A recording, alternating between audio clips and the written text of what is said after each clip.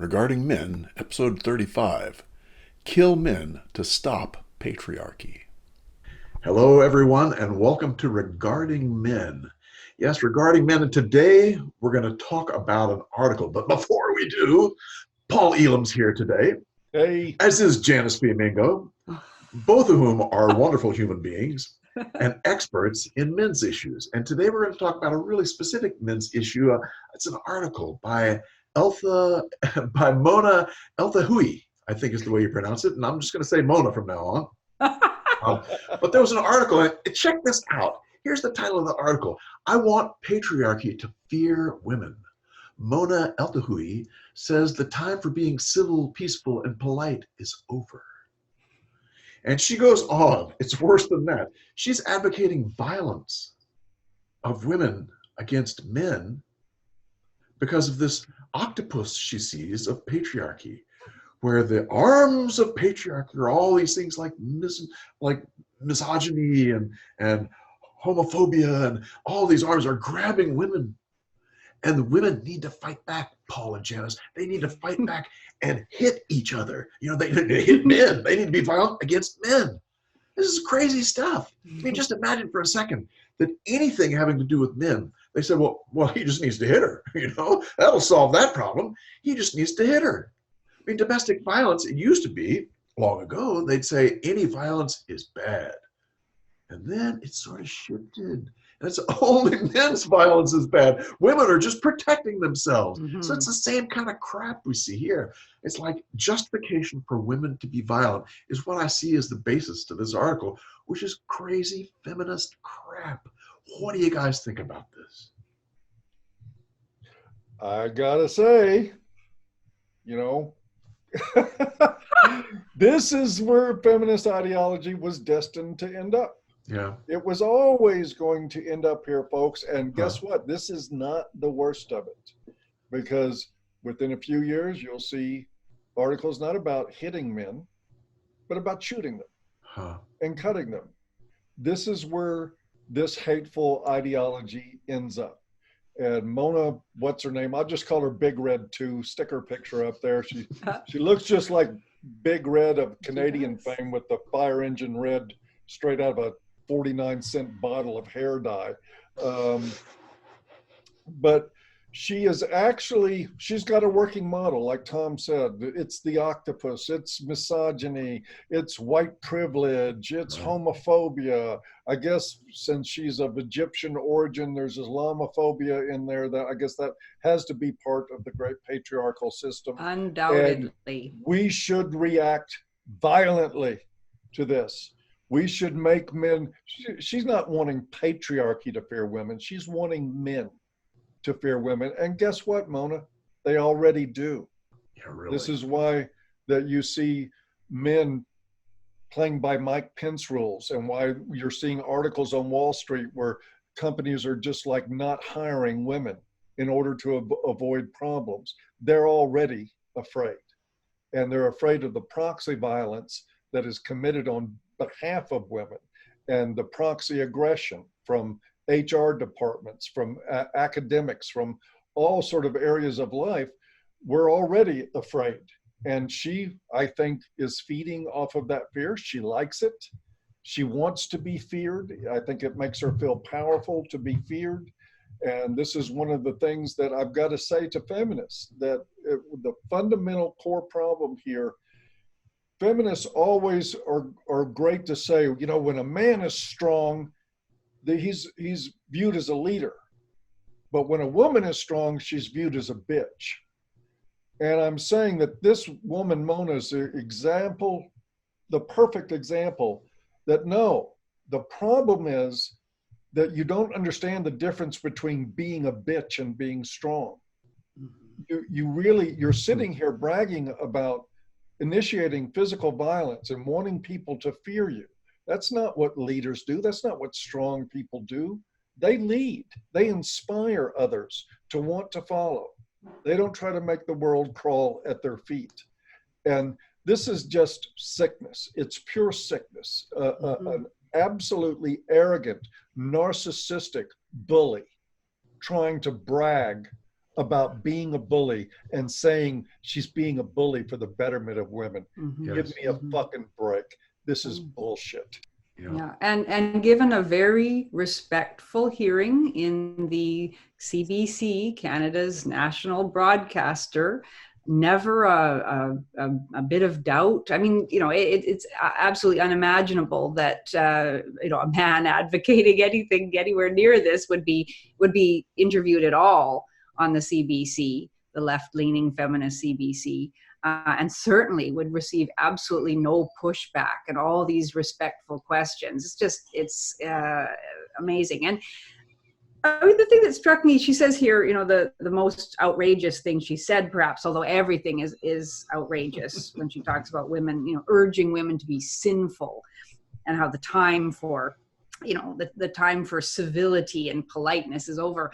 I'm sorry, Mona, that time was over 50 years ago. Women haven't been civil and polite to men for 50 years. This is old stuff. Amen. And then she says, well, she asks people to imagine. And she says, now I'm using this word, imagine, and I'm underlining it 3 times. Oh, good for you. It's just imagining. A scenario. Here's her imagined scenario. It's her fantasy. This is what she gets off on thinking about. A scenario in which we kill a certain number of men every week. How many men must we kill until patriarchy sits across the table from us? This army of righteous women, I guess, sits across the table from us and says, okay, stop. What must we do so that you can stop this culling? Well, I've got news for you, Mona. Your ignorance is really staggering, because the truth of the matter is that men are already being killed every week. This patriarchy that you talk about, that you imagine is a block of men who have organized to oppress women and to have a really great time while they do it, using women for their own pleasures and ends. This patriarchy exerts most of its violence on other men. The vast majority of male violence is violence against men. What kind of a patriarchy to oppress women is that results in more men being the victims of violence than women? She doesn't even seem to know that that is the case. So men are already being killed. Men are already being sacrificed. Men are already checking out themselves and killing themselves. Men are already being sacrificed in wars to protect women. It's a sort of weird patriarchy. It's not a very good system for subjugating women that ends up making more male victims. She has nothing to say about that. And I don't even think she's aware of that. She's that ignorant. She's that plugged into the feminist line. She also, of course, is not at all cognizant, it seems, of the fact that many women are violent too. I mean, maybe we're speaking to the converted here, but this seems totally absent from her worldview, from the worldview of the person interviewing her, and presumably from the many women that will buy her book, The 7 Necessary Sins for Women and Girls. They won't seem to realize that, yeah, women are already violent, especially in the private sphere. They make up more than they are the majority of the murderers of children already. They already are the majority of physical abusers of children. Does Mona ever think about the fact that some of these men who are violent were abused by abusive mothers when they were children? Because certainly there's a significant number. Women make up, equal numbers of those who abuse siblings, those who abuse elders. They are far from passive victims that she imagines them to be. I mean, she's just so silly. And the other thing is that this is old stuff. This is both, as you say, Paul, the end of feminism, in that it's the logical direction that all that hatred and that resentment and animosity was bound to go. It's also old. Valerie Solanas in 1968 wrote her book, The Scum Manifesto, scum being the Society for Cutting Up Men, in which she made the exact same kinds of arguments, that men are subhuman, that men need to be eliminated, that the world would be a far better place when most men are dead, or at least in subordinate positions, that men, feed off their own self-hatred and their awareness that they're not as good as women, that women are superior, and that men should be destroyed. And in that same year, she attempted to murder 3 men, Andy Warhol being one, and a couple of other men whose positions exact. One of them was Warhol's manager. The other was, I think, an art critic. She attempted to kill them. And for that, she was celebrated as a feminist heroine. The National Organization of Women got her a fancy lawyer. She was called a major figure for women's rights. She's always been a kind of folk hero amongst feminists. Her work has been reprinted by a boutique press with an admiring, gushing introduction by Avital Ronell, a professor at New York University. This is the way feminists, they've always glamorized fantasies about murdering men, and even actual murderers or attempted murderers of men. I'm trying to think of the serial killer that everybody said was acting in self-defense after she'd killed 7. Wuornos, Eileen Wuornos, another folk hero of feminists, killed 7 men. They said every one was in self-defense. Even though Wuornos herself admitted that wasn't the case, that she was killing out of rage. So this is both old and and it's shocking that it's now become so mainstream. In the case of Solanas, she was ultimately diagnosed with schizophrenia. Whether that was true or not, she only spent 3 years in prison, and much of it in psychiatric hospitals. Came out, started hassling and harassing Andy Warhol again. She essentially ruined his life. He was terrified for the rest of his life that she would come and finish the job that she started to do. And so that's the feminist heroine. She's taught in women's studies courses. This is the kind of woman that feminism has always adulated and admired. So, so this is just old hat that Mona El-Tahawy is getting up to. And, maybe she too has a kind of some sort of personality disorder or mental illness that explains why she would write a book advocating violence and imagining that in any way is going to produce a better world. But I don't know what the CBC's excuse is, for giving her the space and for respectfully putting this forward as some kind of original, bold, provocative, serious kind of proposal for social change. The fact that she's standing up, making these proclamations, being given a platform for it, is absolute proof that the world is nothing like the model she imagined. Exactly. If men were anything like she describes, they'd find her body in a ditch. Exactly. She'd be dead. Yeah. But she's got, she has platforms too. This is not someone who's unknown. Here's she has written for The Guardian, Washington Post, International Herald Tribune, and the U.S. News and World Report. This is not a nobody. She's written, I think, 2 books. Yeah. It's like, no, this is, she's getting a platform. Any man doing the opposite sort of thing would be thrown into jail for just thinking it, Yeah. Well, I'll give you an example. When I started advocacy, one of the things I predicated it on was that it was time for men to quit being polite.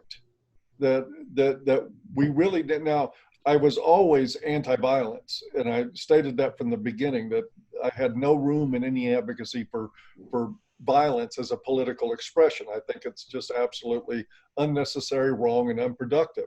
But I did look at what happened to people like Warren Farrell, who were poo-pooed for years, and all the way going back to E. Belfort Bax, who were given this polite button-down discourse and making great points. And some people in the world said, oh, that's really nice. Now we'll move on and quit paying attention to you. Right. I thought men really had to stay up and throw away decorum a little bit in order to make a point. And I think I was right about that. Yes. But that was a true departure from the status quo for men's advocates. And it earned me the ire of a lot of men's advocates who didn't like what I was doing. And that was fine. But just like Janice said, this woman's not doing anything new. And she's doing it under the umbrella of protection that men provide. That's, I mean, this Good is point too. just absolutely ironic that she would not be able to get away with this at all and still have a platform were it not for men protecting her and enabling her. And let her give it a shot in the Middle East to see how far she gets. Oh, absolutely. Yeah, talk that stuff in Egypt. Yeah. No, Yeah. she knows that. Yeah, she knows that. She'd much rather stay here where she has, well, she's She in can New say York whatever City, she I think. wants. She can say whatever she wants. I mean, the Yeah. cognitive dissonance is just striking again. I mean, we just had a discussion about that panel, Are Men Obsolete? You know, would be it resolved that they are. So how can, at the one hand, you have 4 women on a panel talking about whether men are obsolete or not, and most agreeing that, yeah, they probably are, and laughing about it and having a great time discussing all the ways that men are failing and women are surging ahead. And at the same time, you have this woman talking about, you know, the patriarchy and how horrible it is and how, you know, we have to, which is it? You know, It's the cloak of gynocentrism. It's whatever rationale I need at the moment. mm-hmm. And gynocentrism protects them both. Yep. Yeah. You know, they Yeah. can say whatever they want, and men Mhm. can't say diddly. Yeah, and we know that next, she's going to be claiming that she's received all sorts of death threats and all sorts of horrible rape threats, and that this just proves she'll never have any evidence of those. But you know, this just proves that we do live in such a horrible, horrible patriarchy, and that any woman who speaks out is immediately silenced. And you know, yeah. Oh boy. Yeah, I've Yeah. noticed how silenced women are these days. Yeah, Mhm. really. Poor Yeah. things just can't It's- say anything. It's the Yeah. men who are silenced who can't say a damn thing. Yeah. Mm-hmm. You know, here's what Yeah. she says. My question here is, how long must we wait so that men stop raping us? What will it take so that men stop murdering us? Huh? You know, just nonsense. Yeah. Yeah. Yeah. Well, how long will it take until people stop stealing cars? It must be because we encourage them to do it. It must be because we glamorize the theft of cars, because we live in a car theft culture. I mean, it's just There you go. it's just such And it's nonsense. men's fault. Mm-hmm. And I'd also like to know, I'd love to know, you know, what kind of gender equality she advocates if she's talking about justifiable violence against only abusive men. I mean, it's not clear from her scenario which men are going to be killed and, you know, what exactly she means by all of Any man will these. do. So what about the woman who gropes a man? She claims that she beat a man in a Montreal bar who groped her, and she beat him up. For one thing, I absolutely, bring me the proof, to show me the picture of this beaten Liar, man. pants on fire. Yeah, this is He was nonsense. disabled. She did not. She's just making stuff up. He was in a Okay. wheelchair behind her. Whap. Yeah, probably. That's about it. You know, I mean, come on, let's acknowledge reality. Women cannot beat up men. They don't, you know, the vast majority are not. But the able movies to. say they can, Janice. TV says they can. Yeah. Well, Yeah. it's a very Wonder Woman? dangerous thing to advocate, because one man is going to defend himself, and then that's not going to go well for the woman. But I'd like to know, what about women who grope men? I've spoken to many men who have been Yes. groped in the Yes. workplace, in bars. You know, are they allowed to haul off and hit the woman who gropes them? It's only fair. Only fair if Except that's they'll what be you're in going to jail. start. Yeah, if that's what you're going to start All she advocating. did was this is touch you. just- And you hit her? this is such nonsense All through right. and through. Yep. Anyway, You know, it's yeah. funny. I think most men in their lives, or a lot anyway, have been the recipient of unwanted touching from a Yeah, woman. At one point absolutely. or another in their lives. It's happened. But it just doesn't occur to men to go into violent retribution No. or something like that. It's like, hey, you know, lady, either, hey, that's fine, I'm interested, or no, I'm not interested. Mhm. Keep your hands off of me. But it's not like, oh man, I need to stomp this person into the mud because of an inappropriate touch. And I'm traumatized.